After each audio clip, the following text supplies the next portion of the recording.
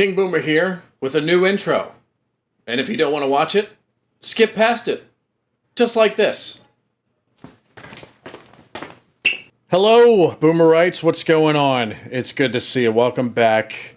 I just got done doing another James Veitch reaction. And I mentioned in the first one, like, I don't think I've ever seen a stand-up comedian do, like, a PowerPoint-type presentation in stand-up before, at least not to my memory. But a lot of people mentioned Dave Gorman, who I have never heard of. So he's another British comedian, and I'm going to check him out, thanks to you guys. So there were a lot of Dave Gorman. I was about to say Dave Corden. Sorry, I don't want to mention James Corden. Might set off a shitstorm in the comments. But Dave Gorman, I've never heard of him, so it'll be good to check him out for the first time. This video is called Why the Calendar Makes No Sense. So I'm sure I might find myself in agreement with him on this in a way. Although I don't know where he's going with this, but because you guys recommended him so much, here we are. By the way, I don't know if you can see, but I am not smoking on screen, or I don't have a cigarette lit underneath the table. That's coming from Ghastly here. This is my new desk buddy. And he's just going to be doing his little ghoulish things that he does. So just ignore that. But anyway, like, subscribe, do whatever you guys want. And let's check out Dave Gorman. Why the Calendar Makes No Sense. Here we go. These are the months as we know them today. Take a look at the word October. Oct. Think of all the other words you know beginning with oct. Octopus, octagon, octogenarian. Think of all the words you know beginning with dec. Decade, decimal, decathlon. You don't have to be the sharpest linguist out there to realise that sept, oct, nov, dec represents 7, 8, 9, 10. And yet we've put them in positions 9, 10, 11, 12. Why has that happened? I'll tell you why that's happened. It's because of the bloody Romans. Before that, we used to have months called quintilis and sextilis. It used to be 5, 6, 7, 8, 9, 10. But then the Romans got all egotistical on us. They wanted to name 2 months after their emperors. They named months after Julius Caesar and Augustus Caesar. Can you imagine It's true. the ego involved in naming a month after a human being? It's one thing naming it after a god. You know, you've got January after Janus, that's okay. Mars gives you March, that's okay. I mean, if you believe in a god, why wouldn't you want to venerate them by naming something as fundamental as a period of time after them? That makes sense. But not an actual human being. Get your egos out. I mean, he's right. He's right. However, to be fair, the Romans did declare, well, they kind of declared themselves that. But the people agreed with it at the time because they were so popular. But both Julius Caesar and Augustus Caesar, who was previously known as Octavian, both of them were declared gods. They declared themselves gods, and the Roman people said, yes, you are gods. So there's that. So I left that bit out. Out of the game. That is ridiculous. Well, they have confused things by naming July and August so, and then everything got moved around at a later date. So what we're going to do, we're going to correct this system. The first thing we're going to do is sort out the numbering, obviously. So let's call that 7, 8, 9, 10, because they are called 7, 8, 9, 10. That's what they are. So if they're going to be 7, 8, 9, 10, it follows, does it not, that becomes 6, 5, 4, 3, 2, and 1. So if that's what the numbers are going to be now, let's move July and August down to there, and let's move January and February down to there. So now we've got all the same months in the same order, it's just the numbering is more appropriate, okay? That's easy. Now, let's remove the egotistical Romans from our calendar. Let's remove Julius Caesar, remove Augustus Caesar. Let's perform a Caesarean section on our calendar. Let's remove them completely and replace them with the months they replaced, quintilis and sextilis, which are now in the right place, 5 and 6. That is the numbering sorted out. We've got 5, 6, 7, 8, 9, 10, exactly where they should be. Now, obviously, is the time we introduce the 13th month, which, of course, will be Gormanuary. Now, what we've got there is 13 months of exactly 28 days long. Everything ticks over perfectly. March the 1st, New Year's Day, will always be a Sunday because nobody wants to go straight back to work on New Year's Day, do? Wait a minute. You can't do that because then I don't have a birthday anymore. Because my birthday comes is not in 1 through 28. It's in the other 3. So I don't have a birthday anymore. What the fuck? Do they? And it will always be a Sunday because of the order in the calendar. The first of every month will always be a Sunday. The second of every month will always be a Monday. And that means that New Year's Eve, the 28th of Gormanuary, will always be a Saturday. Now, it might have occurred to some of you, that 13 times 28 is 364. And that means we've got a day spare. We can't force the year to only be 364 days long. The year is to do with the stars and the planets. So what we're going to do is, after Gormanuary, we're going to have an intermission. It's 1 day long. It's not called Sunday. It's not called Monday. It's not called anything. It isn't a day of the week. It is just intermission. It is basically an extended New Year's piss-up. You can go out on New Year's Eve. You don't have to go back until the 1st of March. Everything is fine. What happens in intermission stays in intermission. And every 4th year, we have a 2-day intermission, and we call both of those days intermission. That's all it is. That regulates everything. Everything flows in a very orderly fashion from that point on. We have talked previously on this show about the old 30 days hath September rhyme. I think we can all agree that this system improves upon that rhyme. The rhyme now goes 28 days hath March, April, May and June. All the rest have 28 too, because that's how long a month is. There you go.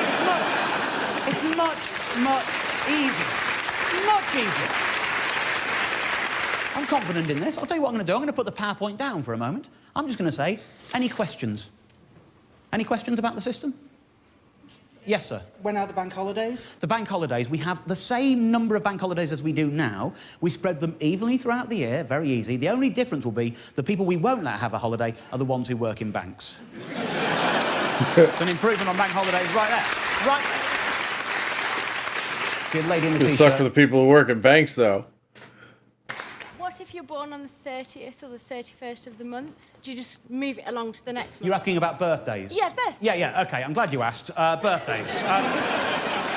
He's Well, prepared. let's use my birthday as an example, because everyone's birthday is going to change in this new system, right? I was born on March the 2nd, 1971. So the first thing you have to do is work out how many days into the year that was. So, for example, in me, it's quite easy. You know, there's 31 days in January in the old system, 28 days in February in both systems, and it wasn't a leap year, so there were just 28 days. 31 plus 28 plus the 2 days take you to the 2nd of March makes it the 61st day of the year. Then you map that onto the new calendar, OK? Very easily done for this. 28 for March, 28 for April, that's 56. Leaves 5 spare. So my new birthday becomes May the 5th. March the 2nd, 61st day of the year, is May the 5th. And you do that with every day. It's very simple. I've actually got a little guide to help you. He has a fucking handbook. Oh, God, fuck off. Well, what is that? When is my... I guess mine would be in June or something. June... like 8th or 9th? I don't know. Maths was never my strong subject. This is an old calendar, you know, using the current system, and I've mapped every day onto it, and lots of things are improved by doing this. For example, you know, you want to keep all the nice holidays and festivals and little sort of celebrations we have in life. Like April Fool's Day. We're not getting rid of April Fool's Day, but April the 1st is the 91st day of the year, and so in the new calendar, it becomes Saturday the 7th of June. And I think we can all agree it's going to be much easier to catch people out. Knowing that. That's better. November the 5th. Again, you don't want to move it to the new November the 5th because it wouldn't be getting dark early enough for November the 5th to make sense. So you keep it where it is. You just map it onto the new date. So, for example, if you just find November in the old calendar, November the 5th would be the 309th day of the year, and so it now becomes Sunday the 1st of February. Every time. And again, that's very easy to remember. You just use the rhyme, remember, the 1st of February. So it's just a simple process of mapping things on. That is true for every holiday, every festival going. Very easy. We got one towards the back there, yeah? Have you changed the star signs, and if so, what's the new 13th one? My advice to astrologers would be to just keep making it up as they always did. There's no...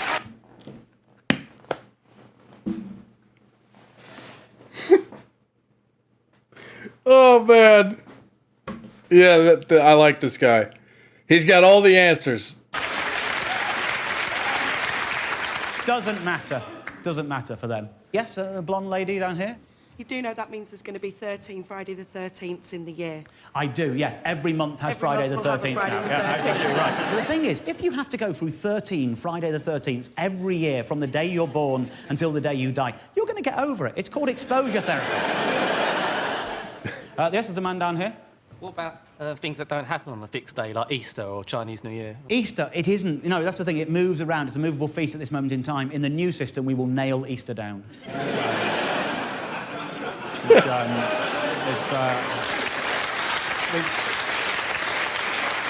we've thought of everything. We really have. In fact, just looking through that calendar of the old system, which shows you how complicated it is, we've got a new calendar, and we'll have new merchandise to go with it. So, for example, you could get a calendar like this, right?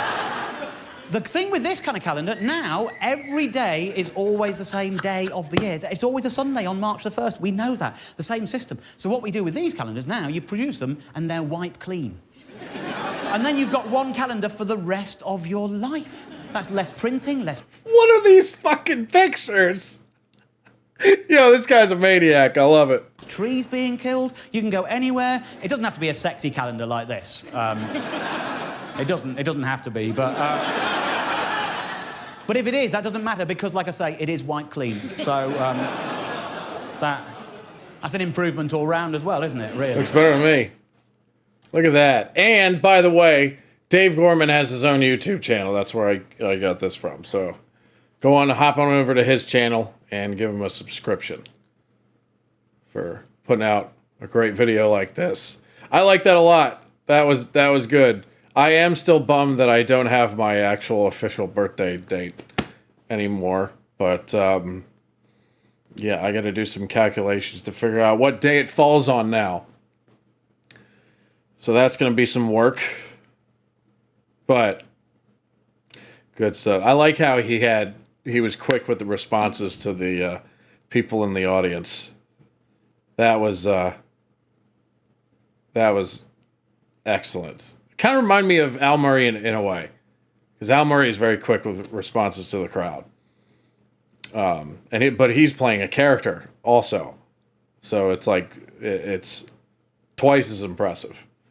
But anyway, I haven't done an Al Murray reaction in a while. Maybe it's time for another one. But anyway, that was good. That was good. Dave Gorman, I like what I say. I'm going to subscribe myself. So how about that? Anyway, I hope you enjoyed the reaction. Like, subscribe, do whatever you guys want, and go on over to Dave Gorman's channel and check it out. I'll see you next time, Booms. Take care, everybody.